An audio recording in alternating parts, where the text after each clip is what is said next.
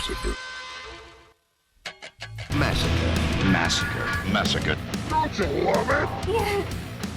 Well, look who's back in the big chair. Yep, you guessed it, it's Membersonly Dave, and this is Massacre Radio, episode number 6 to be exact.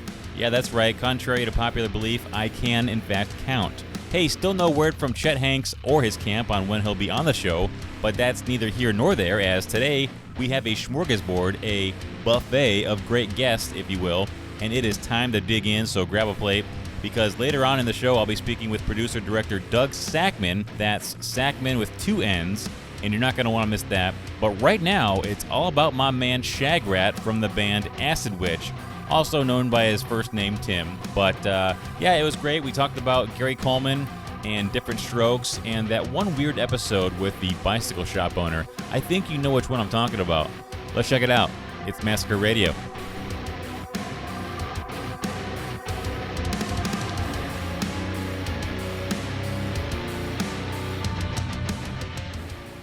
Kids, food's almost done. Hey, I hope you like your ribs medium rare there, Bob. Yeah, whatever. Massacre Radio. Just a juicy rib for a juicy show. Joining me now on the Massacre Radio hotline is Tim, better known as Shagrat from the band Acid Witch. Tim, how are we doing today? Thanks so much for your time. Hey, pretty good. How you doing, David? Hey, in the immortal words of one Joe Walsh, I can't complain, but sometimes I still do. Now, for those who are unfamiliar, Acid Witch is a doom metal, stoner, psychedelic metal band. Now, in your own words, what exactly is the sound of stoner metal? Talk about some of the hallmarks and ingredients that go into being the doomiest of them all. Well, it's interesting that you asked because we kind of get lumped into that because I think we smoke a lot of weed. But I wouldn't really say we're really fans of the stoner rock genre. We're kind of just like, I don't know, a weird kind of doom, death metal, punk influenced band, new wave of British heavy metal. A lot of the more like stoner doom bands we like are bands like Witchfinder General, St. Vitus, or Trouble, Pagan Altar, kind of older bands that sound more like Black Sabbath, you know, but try to live up to that, I guess. But yeah, that's, I guess, my take on it. Let's talk about your live shows. What are some of the things you either do personally or with your fellow bandmates to get your mind right in order to perform? When I hear words like stoner metal, I guess my mind goes to the entire band ripping a 10-foot bong backstage, but what works for you? It might not be 10 foot, but there definitely probably is some bong ripping going on. Personally, I like to, you know, slam a couple like Jack and Cokes, a couple beers before we play, just to kind of loosen up. I find my stage banner usually to be a little better that way. But lately, we've been doing more theatrical stuff. We actually just did a South, West, and West Coast up to the Pacific Northwest tour with Venom Inc. and Exhumed and Enforced. And we had roadie / all-around merch guy, crew member Sean would come out as a witch as we played, and he had this like glowing pumpkin. He'd pass out worms and like gummy worms, and you don't know which one you're going to get. You're going to get a real worm or you're going to get a gummy worm, kind of the trick-or-treat thing. Mm-hmm. And come kind of back on and do this like baby sacrifice thing where we have this like kind of really realistic, like real doll kind of baby, and he'd like pull it gummy worms out, and he'd have battles with Dr. Filthy, who's Exhumed's like chainsaw wielding gore doctor. Mm-hmm. If you've ever seen Exhumed at the lab on stage. So that tour was great. I feel like we kind of upped that level a little bit more, you know, with some theatrics and stuff, had a new stage banner and kind of like a cool castle set going on that we're doing. So, yeah. You just mentioned how you finished touring with Venom Inc. Talk a little bit about the highlights of that trip and some of the shenanigans and hijinks you got into along the way. Yeah, well, it was a great tour. I'm not going to lie. For that many people on the road, probably like 35 or 40 people, everybody got along really good. I, couldn't say enough nice things about the Venom dudes for putting us on. Mantis and Tony the Demolition Man Dolan were all really fucking great, would always like entertain us with heavy metal history stories and stuff from the new wave of British heavy metal days. But yeah, it was a pretty tight tour, but there was, I don't know, it was a lot of fun. Yeah, just kind of hanging out with those dudes every night, drinking some Jack and pretty good tour, I would say. Acid Witch has been going strong since 2007. What are some things that keep driving you and the band to keep recording and performing music? Well, the band kind of came out of just like a little side project. Dave and I, Slasher Dave, met when we were teenagers working at haunted houses together, actually. So I think kind of our love for that and our love for metal, Halloween, and drugs, and just always kind of got along and had this weird vision for Acid Witch. Both kind of knew what we wanted to do right away by being more of a like storyteller band and kind of having a mascot and, you know, going back to kind of that 80s thing where bands were maybe a little bit more focused on that, a little bit more conceptual. With that said, I think that keeps us like going. I find a lot of influence in it, like in the spirit that is Acid Witch and Halloween and horror movies, drugs and serial killers and aliens and weird metaphysical stuff. So I think it kind of encompasses a lot of different things where it doesn't, you know, get too stale. We can kind of pull from a lot of mystical elements with this band. Tim is my guest, better known as Shagrat from the band Acid Witch. Satanism has always fascinated me, and I know some of the lyrics in Acid Witch, among other things, revolve around it, so I wanted to ask you, what is it about Satanism that turns you on the most? Interesting. Well, I guess, you know, I kind of go back to the Satanic Commandments, and if you really kind of read those, they're a pretty convenient and unfuckable with way to live your life. I find them to kind of hold up and be, you know, truthful, be useful and practical in my daily life as a way to treat people ethically and with fairness, but also not to get fucked over by people in this, you know, fucking shitty world that we live in. So, you know, I think that outside of like the deity of Satan, there is a lot of good philosophy in the works of Satanists like LaVey and other people who have, you know, kind of written about the left-hand path, I should say. In terms of people who believe that Satan is a deity and worship him as, you know, a physical evil being, I also find interest in that. I think that's pretty interesting as well. And if you are into that, I don't, you know, fault you. I'm not going to say that's wrong. But yeah, I find both avenues of Satanism interesting, so I'll just leave it at that.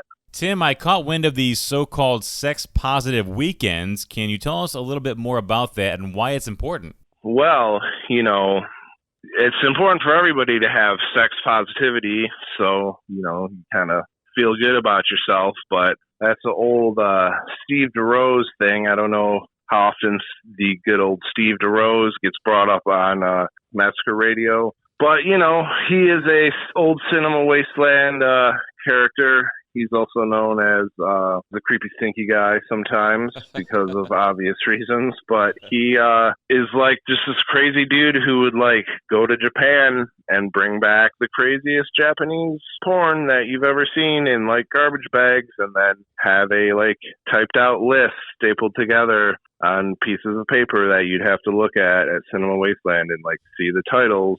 And yeah, so he was importing a lot of really bizarre, really extreme Japanese stuff. He liked to have sex positive weekends, and I always would have to wonder myself, like, who his partners were. But I guess somebody, you know, there's somebody for everybody. Well, you know, Tim, there's an old saying, there's a lid for every pot, and I'm pretty sure that applies here. Yeah, for sure. You know, in the past on this show, we've talked about reptilian humanoids, extraterrestrial beings, you know, stuff like that. But just in general, what are some of the more popular or unpopular conspiracy theories that you actually believe in? Well, I'm going to call back to, you asked me a question about the tour, and I was actually kind of crazy stories about the tour. And this is the craziest story, but I was waiting for this question because I thought you might bring something up like this. But while we were driving back from Denver, we're going through the mountains, and we were kind of talking about all the weird anomalies. We passed Aurora on the road, and me and the driver were talking about, you know, Sandy Hook and, you know, Aurora Massacre and the Batman links and, you know, Columbine and all this stuff and the Denver airport and all this stuff that revolves around this area. So we're talking about that. I'm watching the moon, and the moon is kind of over to my left-hand side in the sky, and it's a giant sanguine blood red crescent moon. And I note to the driver, I'm like, hey, man, look at the moon. He's like, wow, it's crazy. We go over a hill, and then all of a sudden, the moon is high in the sky. It's not on my left-hand side, and it starts to disappear behind this giant wall of fog.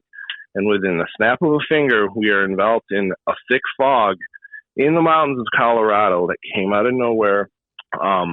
You couldn't see 5 feet in front of the van. You're just driving blind. It was the most white-knuckled, fucked up thing we've ever fucking done. Like, if anything had come out, if any car stopped in front of us or any obstruction, you're just fucking blasting that thing at 60, 70 miles an hour. So we're pretty much driving blind for about 45 minutes to an hour. Jeez. Driver looks at me. He's like, dude, is this purgatory? Are we dead? And I was thinking to myself, like, fuck, did we crash the van? Like, are we dead? I was kind of getting, like, freaked out and, like, touching myself. Like, dude, this is really weird. This is fucking weird. Everyone else in the van is passed out, too. It's just me and the fucking driver.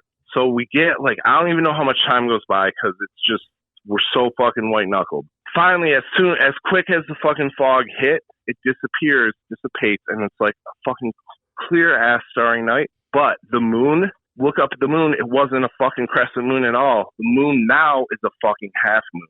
And we both, me and the driver, look at each other and are like, dude, what the fuck? I'm so fucking glad you are here and you saw this shit too. And this shit didn't just happen. We both, like, I don't know, dude. It felt like we went through some time portal or a fucking time slip or something fucking weird, man. That was, like, honestly the craziest shit. We were both pretty fucking freaked out by that. And I don't necessarily find it, like, that coincidental that literally right before this fucking shit happened, we were fucking talking about this shit. Oh, and by the way, the driver also said that when we were in Seattle, he was staying in the van and he was having these really lucid, vivid dreams that, like, alien beings are coming in and out of the van and, like, talking to him and stuff. I think it's kind of exciting, to be honest. It's interesting. All right, Tim, the moment we've all been waiting for. Everybody's been asking me to ask you this, so I'm just going to come out with it. What are your 3 favorite sitcoms of all time, and maybe one you might think is entirely overrated?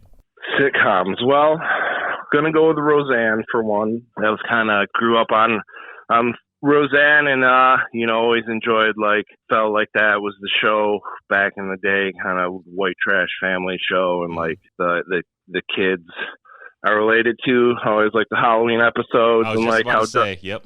Yeah, the comic book stuff with David and Darlene, that was like, I was reading Sandman in the 90s and all that Neil Gaiman stuff, and just, so that's one of them. I also like the sitcom Freaks and Geeks, just because of the connection to Michigan. The dude who wrote it or created it was actually from Mount Clemens and kind of grew up, and there's a lot of Rick kind of by where I did. So there's a lot of, like, humor and just inside jokes on that show. You know what show I always fucking liked? I always liked the show Different Strokes. I don't fucking know why, but anytime fucking Different Strokes is on, I'll watch that shit. It's just a good fucking show. I don't know. It has that, like, every episode's always fire. There's always some, like, great 80s lesson to learn, child molesters, don't fucking drug episodes, just crazy shit. So, yeah, Different Strokes. Great theme song, too. Tim, we'll get you out of here on this. I know you're into horror movies, and I don't know if you've seen, but the price of some of these older horror VHS are just skyrocketing and have been for some time now. What are your thoughts on VHS collectors and just new VHS releases in general? I guess the interesting thing about a lot of that stuff is that, I guess manufacturer shelf life on magnetic tape was approximately 30 years. So a lot of those tapes are kind of going to be hit or miss now, whether they're, going to be mold filled or, rotted out. So you're kind of playing a bit of a gamble, I feel like, when you're collecting analog tapes. With that said, if you got the money to fucking do it and it's rare shit, and I know being a collector for years and before this shit was popular and people were looking for it, how rare some of this stuff is. So it doesn't upset me that, like, if somebody's got the money to drop, a couple grand on a OG Tales from the Quad Dead Zone or OG, fucking lunch meat or something, go for it, because those tapes are fucking rare as fuck at this point, and they're artifacts. You're probably never going to find that shit in the wild anymore. But the shit that sucks, and which I don't understand right now, is the hey, it's a sealed copy of Ghostbusters or something, $5,000. That shit, I'm imagining, is kind of all shill bids and fake shit on eBay. But I do see more and more of just common movies, people, selling them for crazy amounts. But I don't know if that's real. You might have to, tell me if you think that's real or not, just some of that shit. But yeah, if it's truly rare, truly fucking rare, shot on video stuff, tapes that were manufactured in the hundreds, fucking drop that fucking grand on it. Fuck it, dude. Tim, I'm with you on the whole VHS thing. I mean, why would anybody want a sealed copy of Raiders of the Lost Ark or The Land Before Time, especially with it being sealed? And you mentioned mold and that kind of stuff. The shelf life, it's not going to last. So who's to say it's not going to be molded or destroyed on the inside entirely? You know what I'm saying? Yeah, exactly. And are you even going to watch it? Do you care? I mean, especially in 5-10 years, as technology increases even at a more rapid rate, and we're in more of a metaverse and more of the digital universe, are you going to fucking care about this tape that you probably won't even be able to play? It's harder and harder to find VHS players. That's the other thing too, is players are getting harder to find. Not only that, but they're hard to find with the remote. So it's one thing to have a functioning VCR, but it's another entirely different thing to get one with a remote, because that does matter, For sure. But yeah, I don't know. The whole, as far as the new VHS and people, releasing a lot of stuff on VHS, that also doesn't really appeal to me in a way. I understand the collectability to it, but to be honest with you, I'd rather just watch the fucking movie on a DVD or Blu-ray at this point. The only shit I really watch on VHS is stuff that is unavailable on those formats, because one, I don't want to ruin my tapes, so I don't play them a lot. I'll watch it streaming or digitally, and, I don't know, new shit, and especially shit that's just you could also just buy on Blu-ray or DVD or watch streaming. Here's some custom Halloween with some fucking artwork by some dude, 50 copies, I don't know, whatever. To each their own, but yeah, I don't get it. I've always been more about the movie. I've always told people I have a lot of fucking movies because I like to watch movies, and when video stores went out of business, you could buy them all for $1. So I'd take fucking $100 and I'd go and I'd buy 100 fucking horror movies, and I'd watch them all. And I wouldn't do that if tapes were the fucking prices they were now. No way. Fuck that. Tim, if people want to connect with you online, how can they go about doing so? Well, you might find me on Instagram. That's my only social media. My account is Dogs of Gore, or you can probably just search Acid Witch or Shitfucker. Find me that way. Or my email is D as in dog, and then Beat, B-E-A-T, Destroyer, like the Kiss album, at yahoo.com. And that's about it. What's on the horizon with Acid Witch? What are you guys working on? Anything lately? Well, with Acid Witch, we're working on a new EP for Halloween. Going to try to have an accompanying video for that, actually, that me and Dave are working on right now. And then probably working on another full length, and kind of in talks for some other tours right now, but we'll see. Nothing concrete. And then with Shitfucker, hope to do another record someday. Dick, Demon Bitch, a.k.a. Richard Spider, moved to Philadelphia back in 2020, so that kind of put Shitfucker on hiatus for a little bit, but still homies, still, see them every once in a while. I've been talking about some new Shitfucker ideas, so Shitfucker's a band that, if we're going to do it, it's really got to fucking kind of push the envelope and be extra fucking filthy. I don't really see the point in, doing something that's kind of, half filthy or half offensive. It's got to be kind of pretty what the fuck kind of idea. I see Shitfucker kind of as my expressive band in the way that maybe Guinea Pig movies are or something. It's more extreme fucking than maybe Acid Witch in that element. It's more gore and more sex and more violence. So We got a couple ideas, but we'll see. We'll see. Tim has been my guest, also known as Shagrat from the band Acid Witch. Tim, thank you so much for your time today. Sure, thanks a lot, David. This is Massacre Radio. In the beginning, there was VHS and beta, then DVD, and now, in the 21st century, thanks to the advent of modern technology, we have streaming. With thousands of titles all at your fingertips, sometimes it's hard to find something even halfway decent to watch, but it doesn't have to be. Introducing Subgenius.tv, the only streaming service you need with hundreds of hand-picked titles at your convenience. Titles like The Pink Ladies, Corruption, and Night Terror. You'll never run out of interesting cinema to consume at home ever again. Subgenius.tv has it all, and then some. Besides, who has the space to store physical media anyway? Streaming is the future, and Subgenius.tv is here to pave the way. Don't be a coward. Sign up today with plans starting at $5.83 per month. Subgenius.tv. Don't make us tell you again. Cigarettes. The more you smoke, the better you feel. And now, as promised, my next guest is the production designer for Unsolved Mysteries on Netflix, and he also works with Troma. He kind of does a little bit of everything. His name is Doug Sakmann. Doug, how's everything going today? Thanks so much for your time. Good. How you doing? Everything's fine. I had a long weekend, and it's just like that one Doobie Brothers song. You know, I'm taking it minute by minute over here. Just holding on.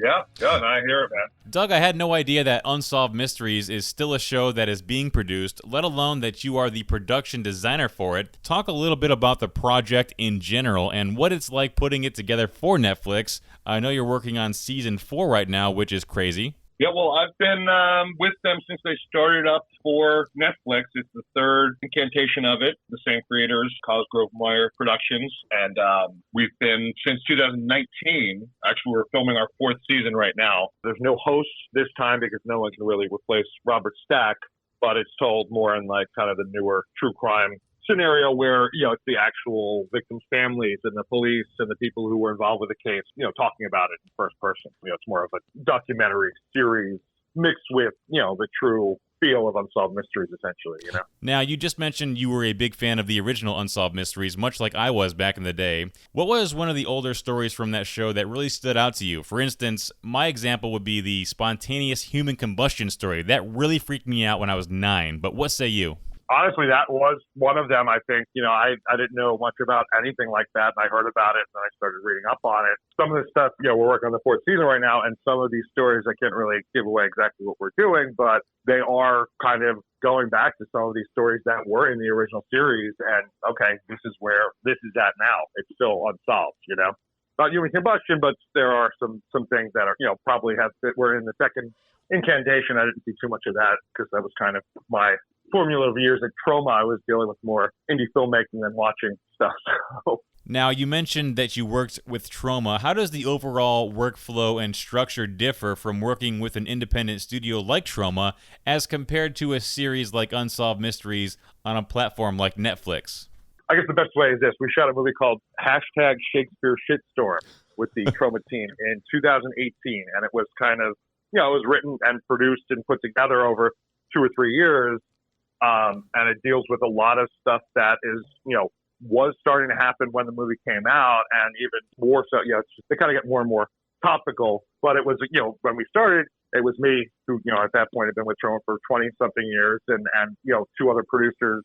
And we've kind of had gone out and experienced all other types of production, but then we come back to Troma because it's like, this is where we came up. So we're kind of the senior executives there. And then a lot of the crew that comes in are first-time Troma fans that just, you know, saw something on Facebook, traveled from around the world to come squat in a house with us.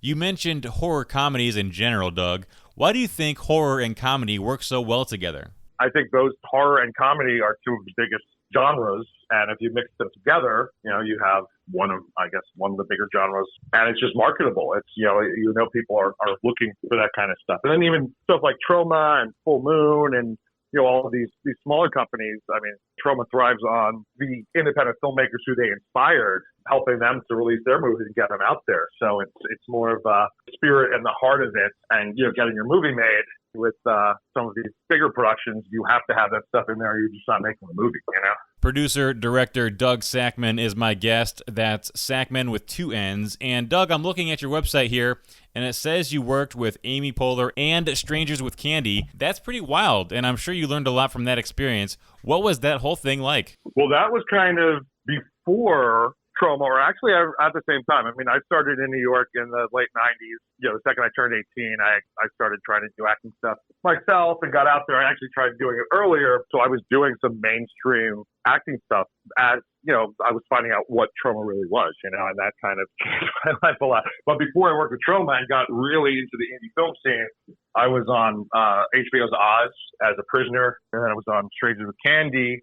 And that actually came from, I was working with Amy Poehler in the Upright Citizen Brigade. I took classes in there at an improv school. I mean, I still kind of do. It's more in California now, but it's, they have the show, the Upright Citizen Brigade. While that was kind of becoming a thing, they were running this theater in New York, and I got involved with them to the point where I actually ended up on the show a few times, and was also starting with Troma. And it's a weird thing because I have a lot of friends from that have gone on to NBC shows, and actually, you would know who they were if you saw them. My final class for the Upright Citizen Brigade, instead of being there, or my final performance for my first level, I was on the set of the 4th Toxic Avenger movie, and I kind of just bailed on them to start working with Troma. And 25 years later, I'm still working with Troma. I'm also seeing on your website that you directed numerous music videos. Talk a little about some of the bands you've worked with and what sort of things you've learned in your time directing music videos as compared to, a TV show or a movie. I've done a lot of music videos, because we've had, had a production company for 18 years called Vaccine Conceptions with a group of younger directors and producers. We had done this movie called Punk Rock Holocaust on the Vans Warped Tour, actually coming out of Troma, and it was all this kind of transitional from doing acting stuff, mainstream acting stuff, to going to Troma, and then from Troma, working on the Warped Tour. From that, obviously working with a lot more bands, and even when I was with Troma, we did a music video for Newfound Glory that I produced, Head On Collision. Yeah, and I'm actually Kabukiman in that video with the Toxic Avenger. We shot that on the Universal backlot on the old John Wayne sets. During the band's Warped Tour in 2002, we actually kind of broke off the tour and did that music video. And then, Punk Rock Holocaust is a live concert movie, quasi-documentary mixed with a horror comedy. So it's actually all the real people from the tour, the band, the staff, the guy who created the tour acting somewhat badly. It comes from Troll's background. None of these people are actors. It's literally just throwing them the script. So here's the guys from Rancid or Pennywise. It's like, okay, we're going to kill you. How do you want to die? And they're all super into it. So a lot of these deaths, they helped kind of engineer and put together. And it just kind of went over so well, even more so for just being on the tour, giving the band something to do outside of their routine. That's really why they wanted us there to begin with. We did Punk Rock Holocaust 2 in 2004 and 2005.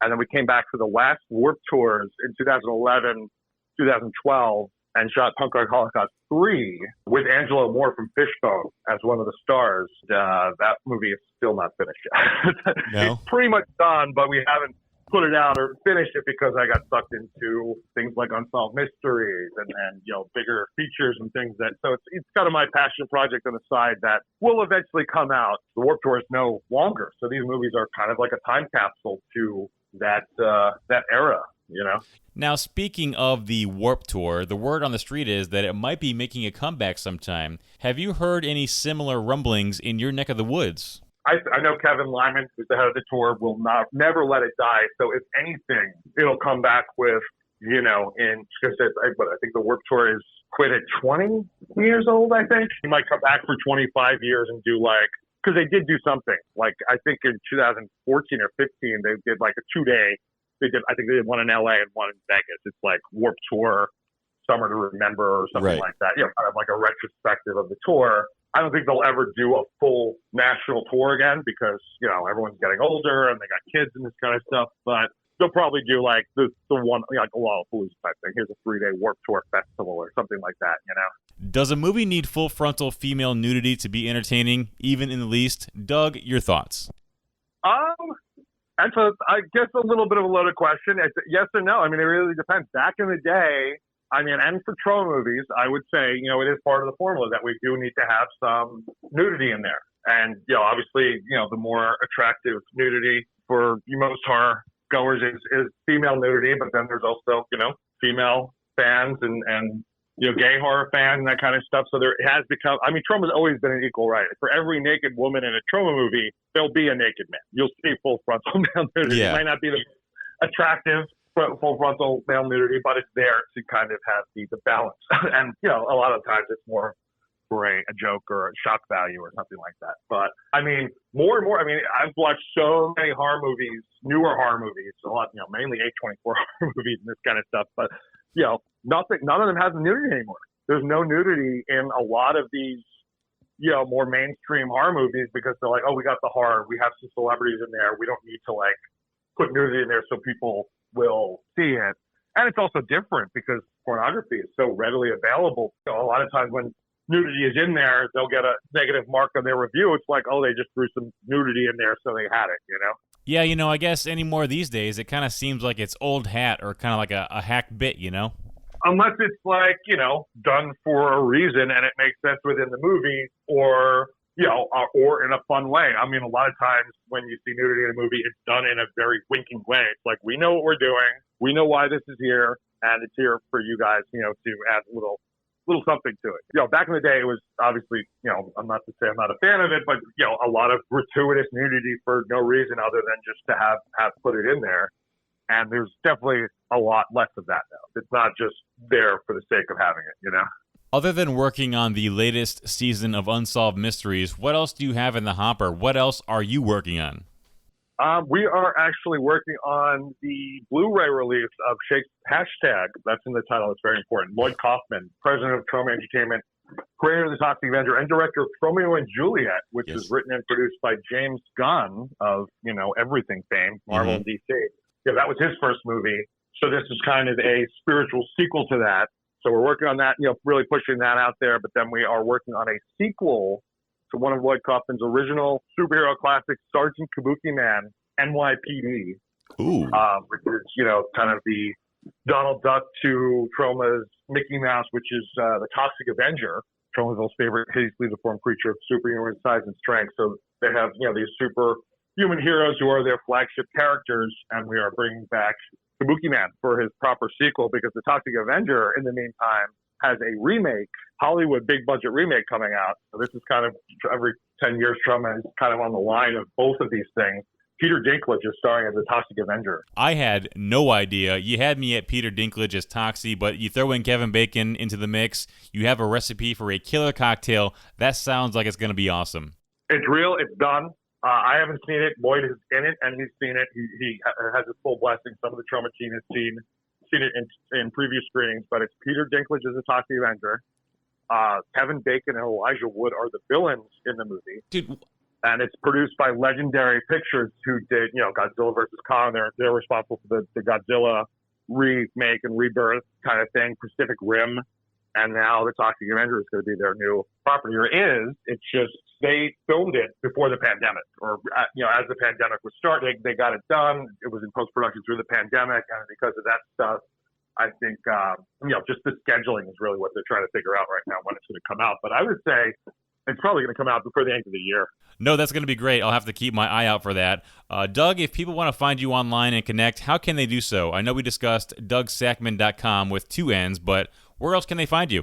Pretty much it's all, you know, I was lucky enough to have, get my name for everything. So on Twitter, Facebook, Instagram, you know, the website is all Doug Sakmann, at Doug Sakmann, and DougSakmann.com, DougSakmann. Doug, you sound like a very busy man, but I would love to speak with you again sometime on Massacre Radio, so let's do that. What do you say? Yeah, I am totally with it. And I love Massacre Radio. I'm glad you guys are doing that, the podcast now, and you know, Lewis has put out some incredible works. You know, he's supporting the very subversive filmmakers. You know, they're the ones that are further on the fringes of society. So we definitely appreciate that. Doug Sakmann has been my guest. Thank you so much for your time today. Awesome. You too. Thanks so much. Massacre Radio. And just like that, Massacre Radio Episode 6 is in the books. Even without the help of Chet Hanks, we still got it done. But before we get out of here, I did want to thank both of my guests, Tim, or Shagrat, from the band Acid Witch, as well as Doug Sakmann, who you just heard from. Stay tuned next week for Episode 7. Who knows? They keep getting better and better, and you just never know who's going to pop up on Massacre Radio. I'm Members Only Dave, saying keep it between the lines. I'll talk at you next week.